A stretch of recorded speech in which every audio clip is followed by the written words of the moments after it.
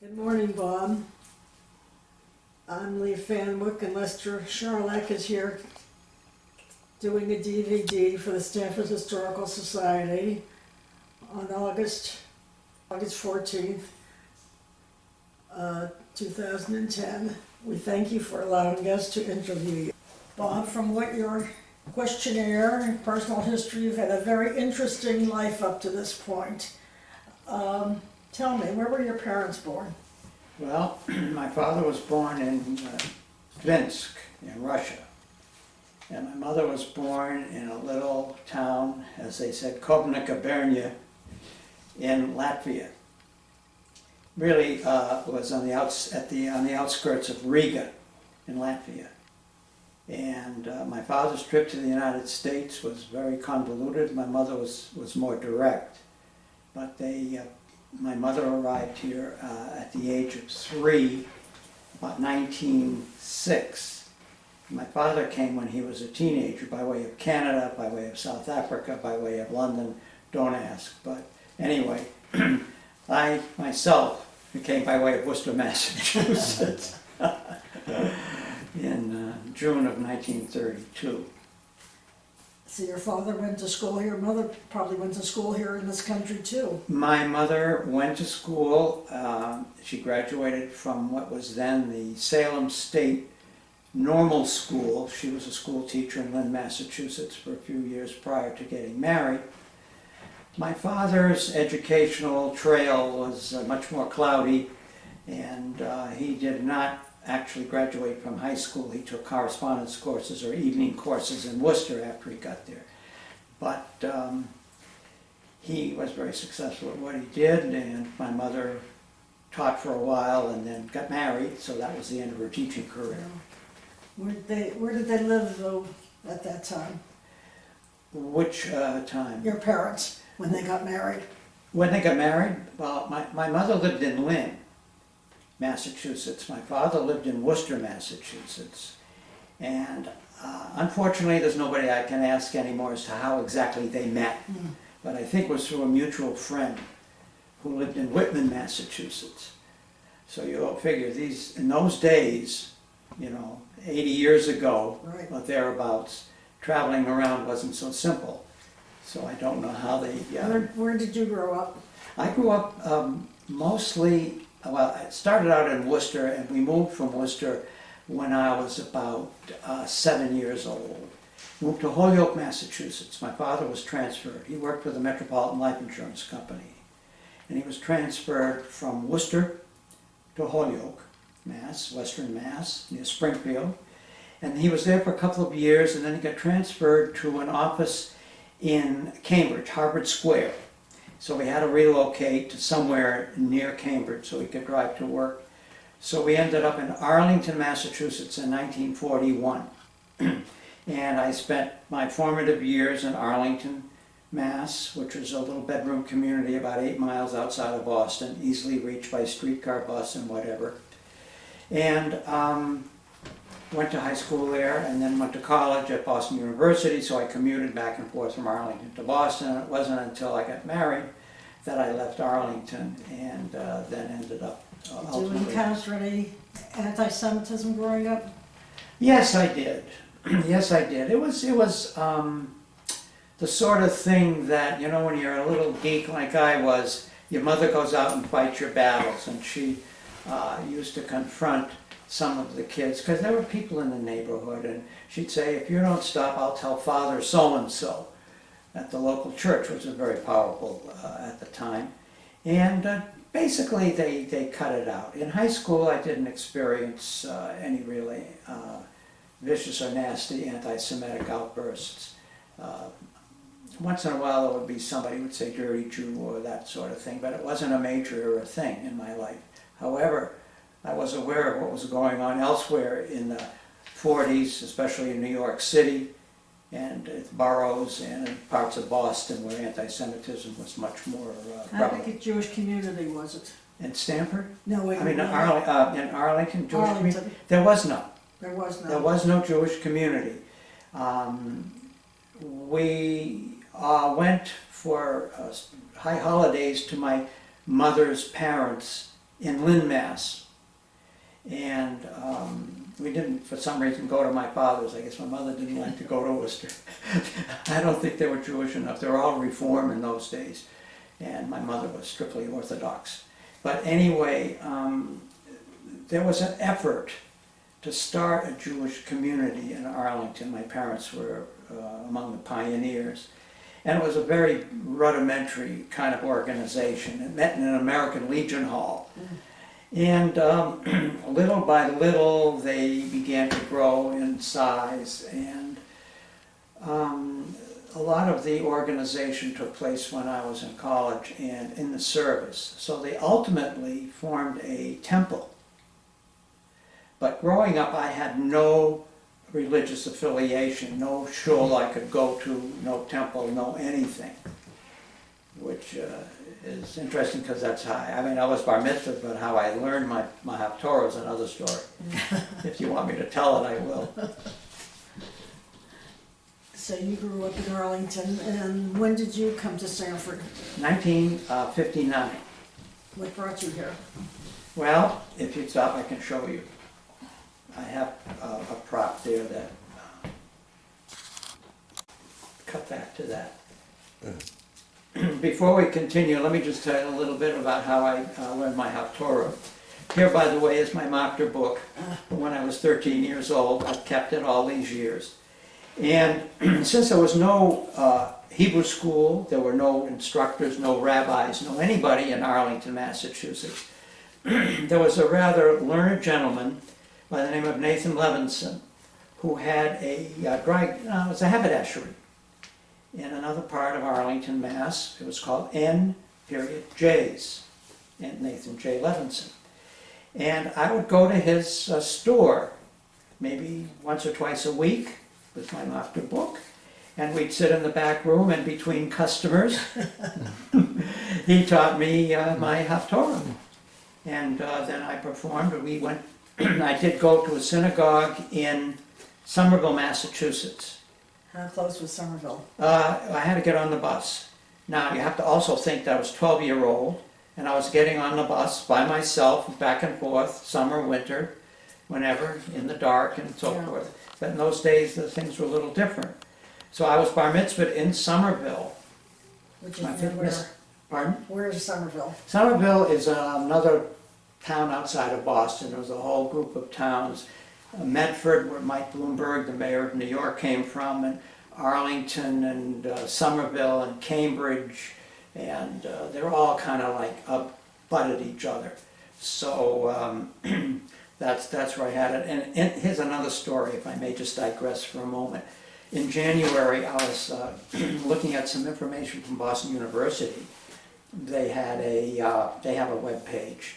And there was an item there that said there was going to be a forum. I forget what the subject was. But one of the speakers was a Rabbi Leo J. Trepp.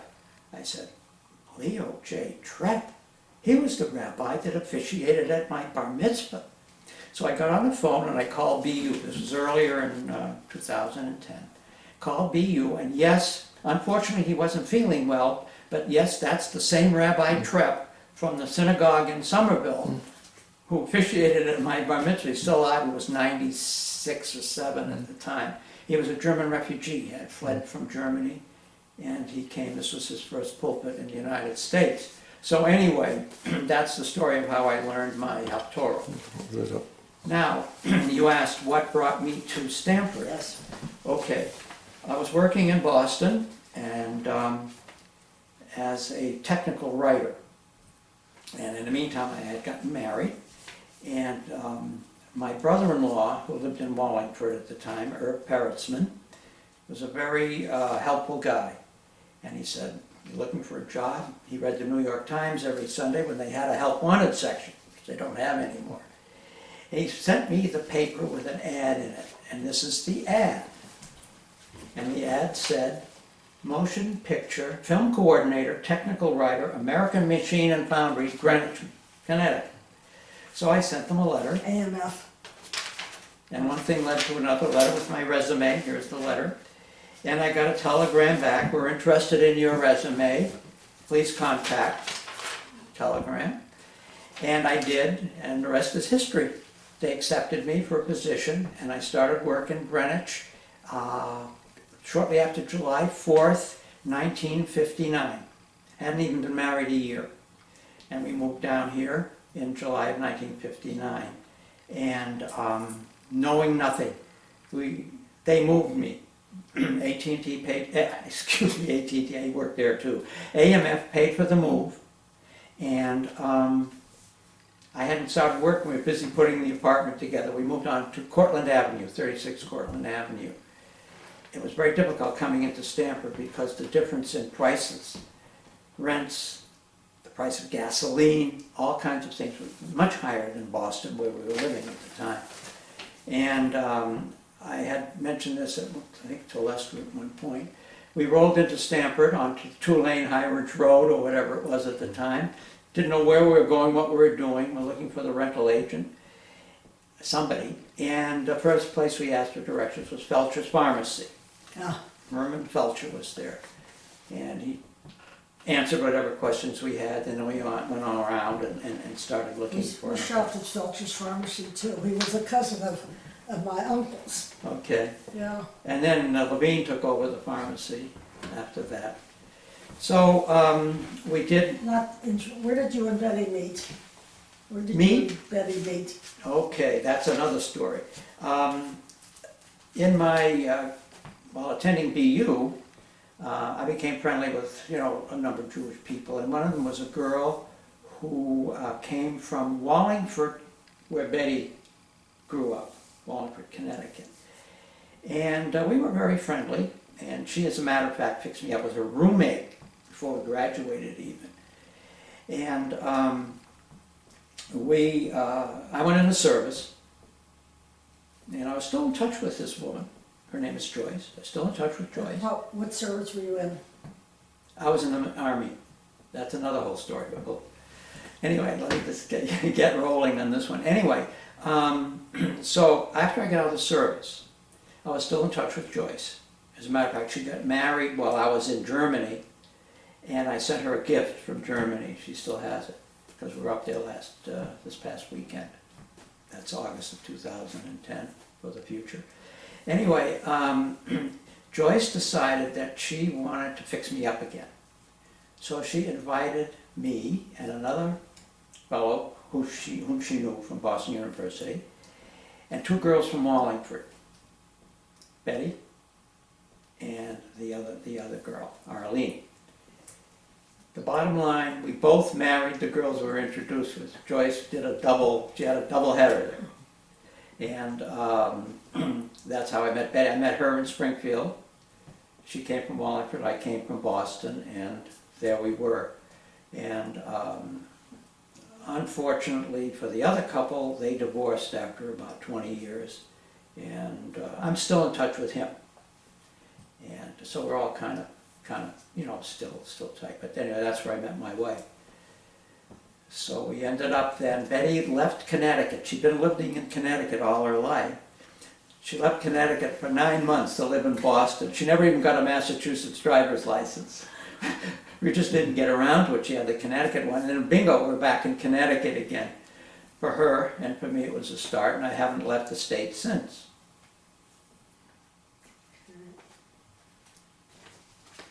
And as far as the military, you asked about that. I was drafted in 1954.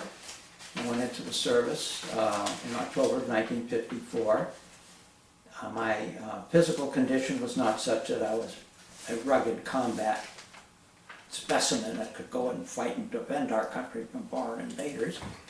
So I went to clerk typist school after basic training and learned how to touch fingertip type. I never learned how to really do it.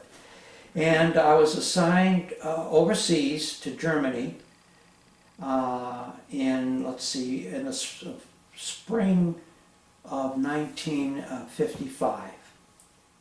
And first went to Stuttgart, Germany, which was where the Mercedes plant was.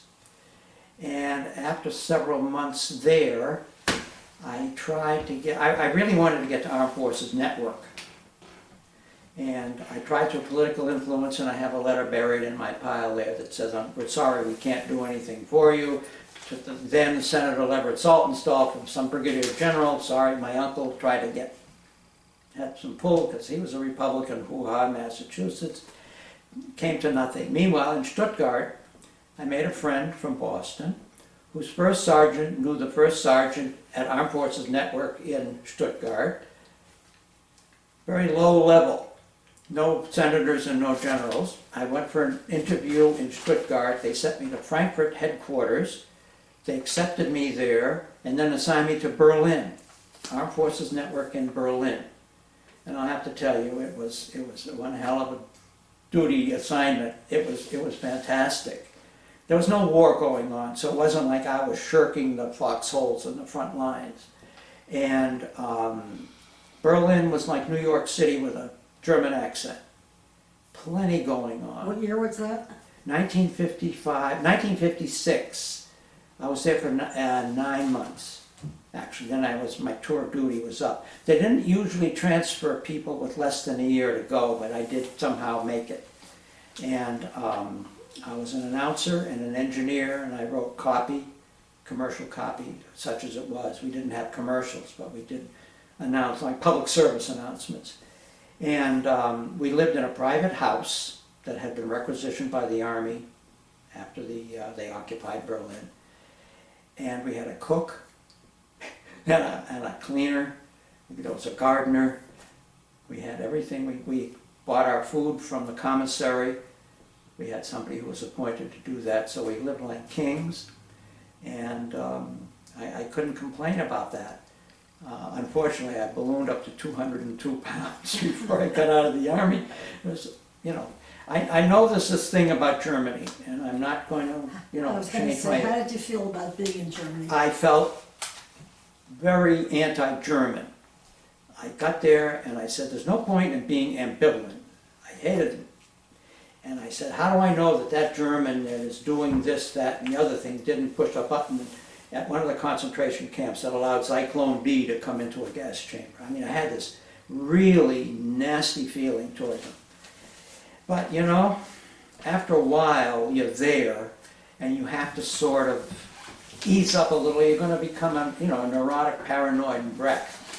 So I became friendly enough, and I got over some of that, but I never could. You can't 100%. Yeah. And I know a few years ago we were in Poland and we went to Auschwitz, and you look around and you see what they did, and you go to the Holocaust Museum in Washington and you see what goes on. I haven't been to the one in New York. And you can't believe that all those people that I saw in 1955 and 1956, some of these were people who committed these crimes. They're going about their businesses like ordinary people now. And so I didn't love it every minute, but I did take advantage of what the country had to offer, and I did do some traveling in Europe and so forth and so on. So it wasn't a bad tour of duty. How long were you at AMF? American Machine and Foundry, I was there, let's see, I have it here. You'll excuse me, at my age I shall put on my glasses. I hope they don't reflect too much into the light. This is a form that I had to fill out for a secret clearance. And I was at AMF, I think it was from 1959 to 1963. At which time somebody gave me a lead to a job with a company called Goodway Printing, which was going into films and documentation. And that was very short-lived, but it was just long enough for me to collect a chip from a company that we used to deal with while I was at AMF, a film company.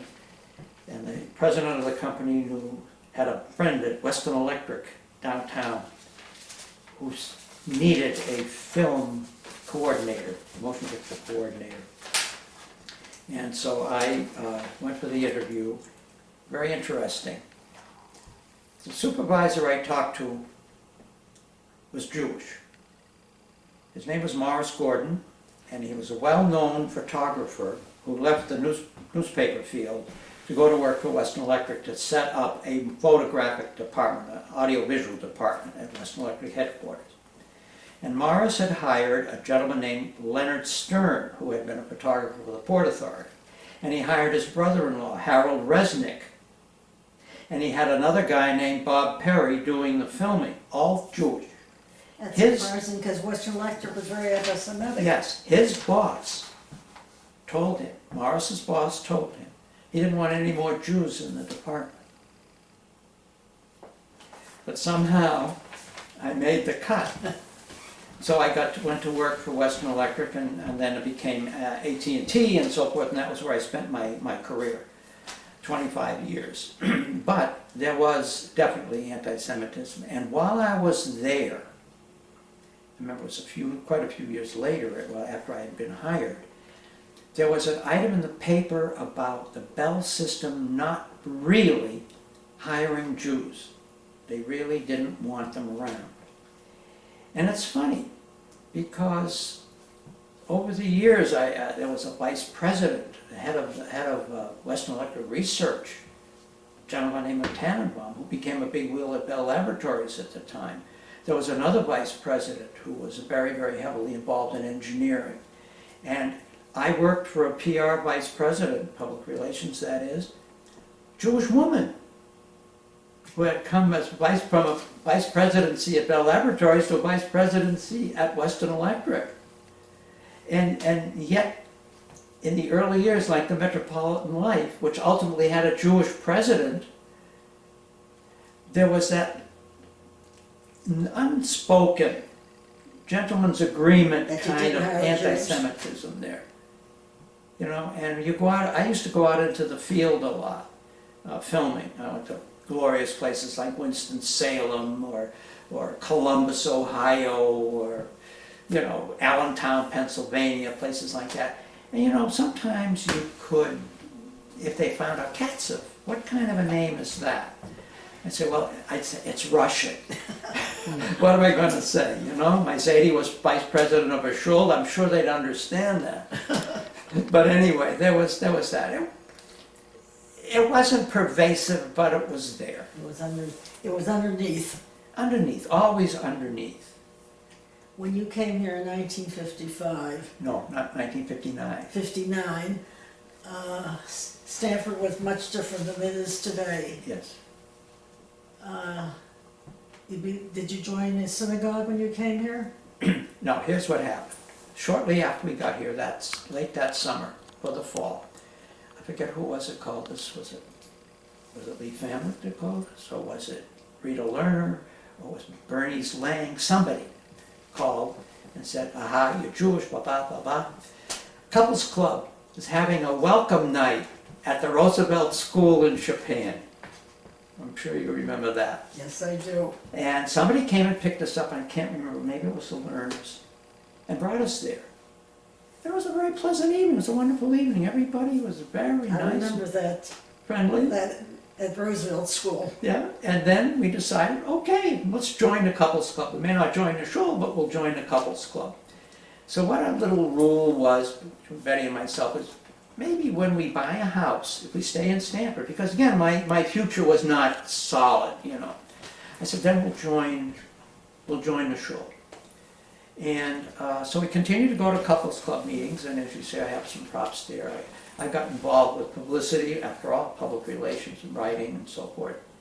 And let's see, at 59. So we bought this house in 1964. So it was about 5 years we went to the shul. In the meantime, went to Wallingford for holidays. One year we went to Boston. I don't know if we went to my parents. We may have gone once. And we went here. We parked the car in Scalzi's parking lot or somewhere down there. There's no place to park, and went to Shul on Grove Street. But one other interesting thing happened. Betty and I were shopping around, shul shopping, and we went to the other shuls. Well, we went to Bethel. And then we went to Bethel wasn't a shul, it was a temple. Temple. Excuse me, Bethel. I'm sorry. Any Bethel viewers who are looking at this, I'm sorry, Temple. Anyway, we went to go to Shalom on a Friday night when they were having Friday night services, which goes back a long time. Yeah. And we were just standing there after the service was over, and Joe Ehrenkrantz came bounding off the bimmer and over to us and said, "Are you new here?" And we said, "Well, yes, we are." "Well, welcome." And he was, you know, so friendly and his gracious self. And this was the place we decided, because of that, we were going to join. So we ultimately did in 1964, when we bought the house, we also joined the Shoal. So I have my 25-year pin from the Shoal, plus a few more. And we've been members ever since. But I got involved with we both got involved with the Couples Club, which you all did. And also, I was on the board 2 years in the Mark Sternlich regime, and there were some things on the board that happened. Who was president of the Couples Club when you joined? Do you remember? Oh, were you? Was Ernie? Might have been, yes. Yeah. I don't recall, you know. Yeah. I was program chairman 1 year of the Couples Club. And I scurried around to get people to speak. And I had somebody come in and sing, and somebody else, J. Walter Kennedy, came and talked. I remember he said he was a Shabbos Goyen or whatever, the West Side or something. And we had other people. I even made a presentation on filming with Ross Gelb, Oh, yeah. films and pictures. And Couples Club was fun. We made some very good friends there. And We all made good friends there. pardon? We all made good friends. We all made good with friends. Couples Club. Unfortunately, they're not all here today to be good friends, but That's right. we did make some very good friends. We were very friendly with Sid Tarr. If you remember Sid Yeah, I Tarr, remember he passed Sid. away too Died soon. very young. Way too soon. He was in his early 30s when he died. And I can remember, if you want a reminiscence about Stamford Couples Club, they had a New Year's party 1 year. Big bash.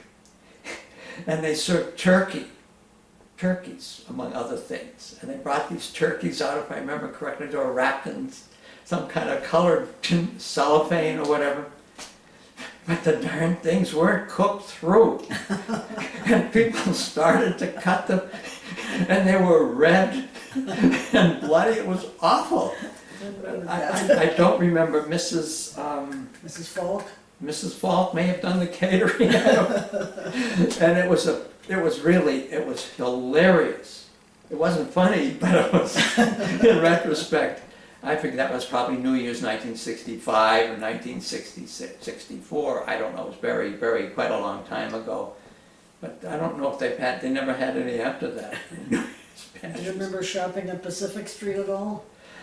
We went to Martin the Butcher. I think he was on Pacific Street. There was Martin, there was Brazel, and there was Victor, Martin's brother. Now, Brazel's son, Yale, lived across the street from us when we moved into this house in 1964. Yale and Anita. Then they moved to Florida. But Martin we went to, and Martin was there. Then he moved to Adams Avenue, to a little wooden storefront, and we continued to deal with Martin. And then Martin ultimately went out of business. I guess he got killed by the competition. No. And as far as Pacific, there was Saul's was down in that way. There was a delicatessen down there, Baum's grandfather, Bruce Baum's grandfather. I don't know who ran it, one of them. And there was some stores, and there was where was Robin? Where was Robin's then? Atlantic Street. Where was that? Atlantic It Street. was on Atlantic Street. Okay, so we caught the tail end of what had been the Jewish. Carps was there. Carps Bakery. Carps, yeah. Bakery was Yeah, there. yeah. The deli was Bloomfield's. Bloomfield, yeah. Yeah. And so we did catch the very end of that. And were your children born here in Stamford? Both kids were born in Stamford, but my son Dan was born in 1960 at Stamford Hospital. My daughter was born there in 1964. And shortly before after we moved into the house. No, January of 64. We moved in here in November of 64, so she was less than a year old. And I was here for my son's birth because it was at night on August 15th. the doctor, who were the doctors? Belwin, Banfield. Dr. Bellwood. Yeah, those doctors did the delivery. And the bris was in Stanford Hospital with Joe. Yeah. And it was kind of funny. Joe and Shalom Cohen came, and we had a few folks there. And I don't know, I guess I don't know if I want to say this or not. When Joe was ready to perform the circumcision, he looked down. He really is one of the biggest I had seen. And we all broke up. You know, you couldn't, the women were to the side. They couldn't understand what everybody was laughing at. And then there was a Pinion Habana Small, and Joe came to the house with Joel Cohen, and they did that little thing. And my daughter was born in '64, and Betty said, you go to work. I don't think anything's going to happen today. So I was in New York working. And things began to percolate, and she called Sid Tarr. And Sid took her to the hospital, and then they called me at work, and so I left and came home. You know, I could have stayed home, but anyway. So those were the days when you gave out cigars and candy when your child was born. So Right. it's a boy, it's a girl. Anyway, so the kids were born in Stamford. They both went to school in Stamford, graduated Stamford West Hill High. They went to the Good Shalom Hebrew School system, quotes, with its ups and downs. Yeah. And both had, you know, my daughter, Julie never had a bat mitzvah. They had this wholesale confirmation ceremony at the shul when Jack Steinhorn was the rabbi here. Yes. And they all walked up and got a certificate and what have you, and that was that. And she didn't want a bat mitzvah. They were having them then, and she didn't want one. And Dan had a very simple bar mitzvah. The luncheon was at the shul afterwards, and we had Reuben Dobry. Was that still at Grove Street? No, that was in, Strawberry Hill. yeah. Reuben Dobry and Shirley were singing, and they Yeah. came and sang in the afternoon there. And then we had a reception here at the house. And that was it. Unlike what our That's- kids do for their children and my Outside of grandchildren. the Couples Club, what other organizations have you been active in? Let's see, I did for a long time become part of the Boston University Fairfield County Alumni Association. I did join B'nai B'rith. I'm still a member of B'nai B'rith. And here's something funny. We didn't want to be members of Stanford Lodge. That was the existing lodge. Those were the old guys. Yeah. Those are the Max Friedmans of this world, and Art Finchler and all of those people. No, we started Nutmeg Lodge. We were big deals, all of us guys. Well, you know, ultimately Nutmeg Lodge just dissolved. It disappeared over the years, and I'm now listed as being a member of Stanford Lodge. But we many years a member of B'nai B'rith. As a matter of fact, I have some photos there that I took at a meeting. I think those should go into the archives. Snapshots of some of the members, guys that were there. Hilary Ostrike, the dentist, was a member. And Who? Hilary Ostrike, he's a Yeah. dentist in Stanford Yeah. still. And Eddie Senker from the animal hospital at the time was a member. And other people, members of the shul, the Good Shalom. Many of the guys belonged there. And so there's no more B'nai B'rith. Nutmeg Lodge. Unfortunately. Incidentally, while I was a member of the lodge, I fell into my usual duties. I was the editor of the lodge newsletter. And right now I'm a member of Stanford Senior Men's Association, and I'm editor of the newsletter. And when I was in the couples club, I put out the couples club bullet. So it sort of sticks to you, you know. Right. So I've done all those things. Have there been any awards that you've received? Any awards? Nothing of a major nature, certificates, that's all, no. I'm not in it for the awards. I do my job, and I'm a little embarrassed when somebody stands me up there and says, "Here, Bob, this is a certificate." I don't really need it. I do belong to another organization called the Ephemera Society of America, but that's not in Stanford. Ephemera is paper memorabilia, basically in terms, in the wives of the husbands who belong say it's junk. But that, I do collect paper ephemera, and some of it is, relates to Jewishness. As a matter of fact, I have a map of Palestine put up by the Jewish National Fund. When Herbert Lehman, I think was governor of New York at the time, and I have it over there. It shows Palestine, strictly Palestine, and has nobody ever thought of Israel. What year is that? Oh, it was pre-war, pre-World War II. I have to remember which war, we've had so many. And yeah, I think I got it at the time of the World's Fair, 1939. 1939. Along with my General Motors Futurama brochure from 1939, but let's not get into that. So anyway, I'm as active as I really feel I want to be, and senior men's teach, I don't have to tell you, Ernie was Right. president and everything else, so. What's some of the other things you have to show us there, Bob? Well, I have to get up and get them, All right. if you want to see them. Let's see what I have in my hand here. As you know, I was in the film end at AMF. I was a film motion picture coordinator. I have better pictures.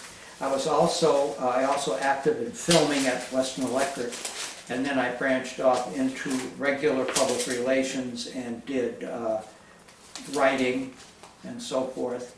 And in my last job, I was also a media spokesperson. I was called by the newspapers. There were several of us that did that. I had an amazing assignment at the 1984 Olympics for AT&T, where I was public relations out there along with several other people, and I got to really learn the Olympics inside out. And you haven't been there, you don't really know. You see the ceremonies, but I'll have to tell you, there's a lot of Where hard- was that? What year? 1980. Where? In Los Angeles. And the previous one was 1932, when I was a little young for that one. But we had, at that time, a precursor of email. It was called an electronic messaging system. It was a clunky, huge thing that used old teletype machines, and people could send messages back and forth. They could read them. They'd pull out this big sheet of paper. There'd be 3 lines of message.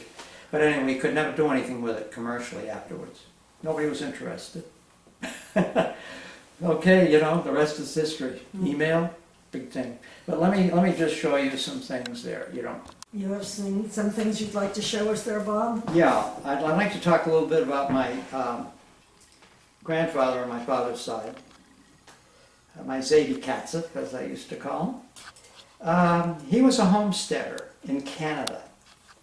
He had, like both my grandfathers went AWOL from the Russian army. For some reason, there was no future for Jews in the Russian army. Right. So they decided that over the hill or over the steppes or whatever they wanted to do, they got out of Russia. So one grandfather came directly to Lynn, and the other grandfather, Herman Katzeff was his name, he went from Russia to South Africa for a while, and then from South Africa to London for a while, and at that point there was word of an offer of land to anybody who would be willing to farm it. As it says here in this item from the Jewish Civic Leader, February 7th, 1930, a Worcester Jew built a Canadian wilderness. A brief narrative of the pioneer life of Herman Katzeff, former colonist and present grocer, a story of the quest in the wilderness of Saskatchewan for the land of milk and honey, and of the unquestioning sacrifice of typical Jewish womanhood, willing to abandon the comforts of town life in order to struggle on the side of her mate in taming the wilderness. Well, I don't know about my Bubby, if you really think she's a pioneer lady, but she was a rugged woman, and my grandfather was a rugged guy. And my aunt, 2 aunts and an uncle were born in Saskatchewan, in a town called Edenbridge. Now, I have a book here that my father acquired, Edenbridge. Now, why is it Edenbridge? Because it was really Eden for Jewish, but they called it Edenbridge. And they were 160,000 miles north of nowhere. And my father would tell some stories, because he was the oldest, and he was about in his early teens when he left. Worcester, maybe he was 14, 15, something, when he left Canada for Worcester with his brothers and his brother and sister. And how they would, literally the stories of having to thaw out the water and to melt this and to do that, and itinerant rabbis would come through periodically. Kosher meat, I don't know what they did. They may have had to go 100 miles to the nearest town to get kosher meat. It was rugged. And they did survive for quite a few years in Canada. They were definitely homesteaders. If you read this article, it really tells you things that you wouldn't imagine. There was a little old Jewish man sitting in Worcester comfortably reading his copy of the Tog. Went through this sort of thing. But my grandmother was hard as nails, and she lasted to the age of 95. Oh my. My grandfather, unfortunately, passed away. I think he was 80-ish. And they did come to Worcester, and he had a grocery store there. He was also partners in a box factory. Again, go figure how they get into these things. And ultimately, he ended up his career as a landowner, homeowner, and had 2 apartment buildings in Worcester, several apartments. These were not just a couple of stories, like 4 or 5-story buildings.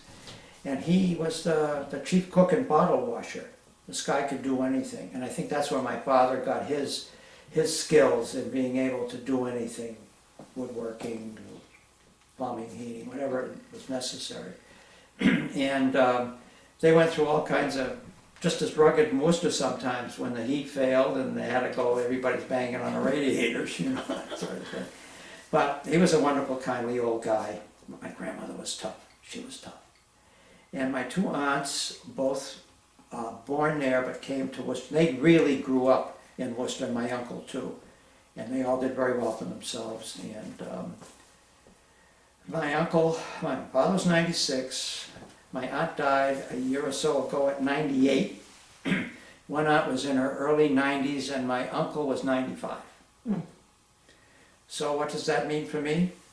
Don't know. Could Good walk genes. outside and buy a truck, and that's the end of it, But anyway, so that was that side of the family. The other side, my other grandfather also, when he came to Lynn, he was what you call a commission agent. And he made his living by taking on, suits and linens and, that sort of thing. I don't have to really explain that to some of the people that are going to watch this, but anyway. And he ended up owning 2 houses too. Triple deckers, as they call them in Boston. 3-story houses, and then he had a smaller house in back with 2 apartments, so he ended up being that. And he was a pillar of the church, pillar of the shul. And he was the vice president of his shul in Lynn for, who knows, 100 years. And the president was there 100 years. There was none of this campaigning, nobody was sending out petitions, nothing.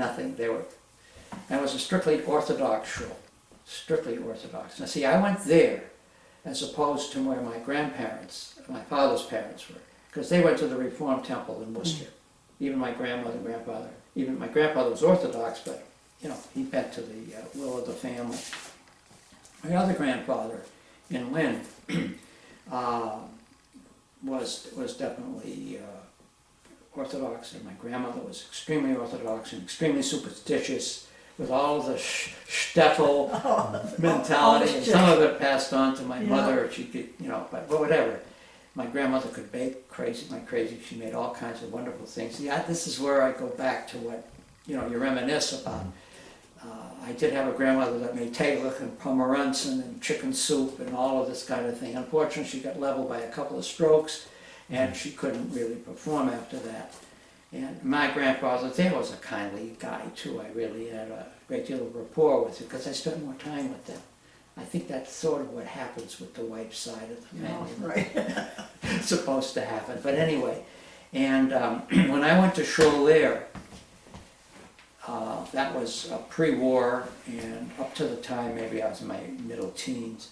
You walked in there on a Yom Tov, Rosh Hashanah, Yom Kippur, it was a sea of felt hats.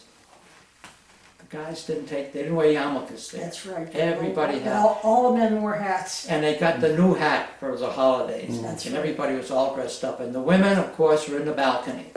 And this was pre-AC. So when the Yom Tov fell early, Yom Tovim came in September, like they are this year, 2010 again. The women are up in the balcony with their little fox things with the two heads that fit into each other, you know, the fox wraps, and they're up there schwitzing. Everybody is baking up there. And of course, the best they can do is open the windows. Yeah. And they'd open the windows, and within 5 minutes, oi, whoosh, It's cold. somebody there got a cold. You know, it's 92 outside, but somebody's cold already. And the show was next door to a school, a public school. And naturally, back 60 years, 70 years ago, they didn't close schools for Rosh Hashanah and That's Yom right. Kippur. So the bell would ring and all the kids would come out for recess and they'd be yelling and hollering and screaming. And they never said, be quiet. Yeah. You know, but the cantor and the choir and everybody would continue on. And it was a sort of a thing where I will have to confess that being young and having some friends in Lynn that I used to see every year, I would find creative ways to get lots of fresh air on the holidays with my friends, as opposed to sitting there, you know, and getting the business, you know, like, look, you know, Yeah. what did I know? But anyway, so that was a really, the closest, I guess, I can come to matching the New York experience, the Brooklyn, the Bronx experience, which I hear from friends of mine here, what it was like in New York, and I say, you know, some of those kids, some of the people that we know had in their classroom, whatever class they were in, maybe 10 times the number of Jewish kids that graduated with me from my high school in Arlington, Mass. There were 6 of us boys, 6 guys, that was it. And the junior class behind us had 3 girls. And there was one other girl and one other boy scattered, and that was it. So I didn't, you know, grow up with that. I'm digressing, but I didn't grow up with that kind of Atmosphere. Yiddishkeit, that atmosphere. It was a struggle because my mother kept scouting the area for Hebrew schools for us. We had makeshift Hebrew schools.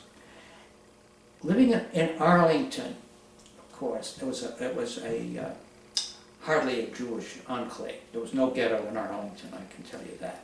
The next town was Lexington, which, according to history, was the birthplace of liberty and the Minutemen and all of the various things that happened in the Revolutionary War. But Lexington had a street called Sylvia Street. And What was it called? Sylvia, as the woman's name, Sylvia. It had, at one time, a large number of Jews living on it. Because there was, somebody told me this, I'm not sure, a lot of this may be apocryphal, but they had a TB type of hospital there, which was a Jewish operation, and Jews lived there, and there was a shul, a wooden, decrepit shul that was barely ever used. And what my mother and a couple of other women did was get together and get a Hebrew teacher, I think he was a Harvard graduate student or somebody, who would come out there a couple of times a week, and we'd schlep to Sylvia Street in Lexington to this decrepit building to have a Hebrew school class. How desperate she was to get us to do it. Then, when that kind of petered out, there was another effort in a town called Watertown, Mass, which was a bus ride from where we lived. And again, we met in a public school in a room, I don't know, 4 or 5 of us, with another Hebrew teacher who was engaged from wherever they engage Hebrew teachers from. And that was it. And then finally, the last Hebrew school, as I was learning my bar mitzvah, was in this temple, the neighborhood, I think it was, in Somerville, Mass. It was an organized Hebrew school. There might have been 10, 12 people there with a Hebrew teacher.